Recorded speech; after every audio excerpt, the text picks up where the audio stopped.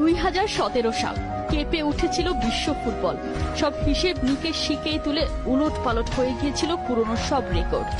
222 million euro টাকার হিসেবে 2118 কোটি 53,442 টাকা।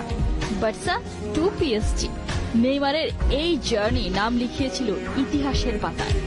চাইল্ডহুড ড্রিমকে সত্যি করতে রিয়ালের লোভনীয় অফার ছেড়ে নেইমার বেছে নিয়েছিলেন বার্সেলোনাকে।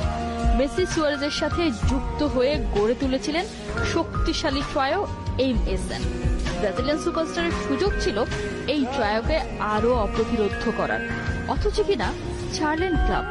তাহলে কি ক্যারিয়ার নয়, বরং নেইমার জুনিয়র সারা দুনিয়াকে নাচিয়ে ছাড়লেও একজন ডিফেন্ডারের কাছে তিনি হার মেনেছিলেন। আবার সেই ডিফেন্ডারও স্বীকার করেছিলেন তিনি যত খেলোয়াড়ের মুখোমুখি হয়েছেন তাদের মধ্যে নেইমার সেরা।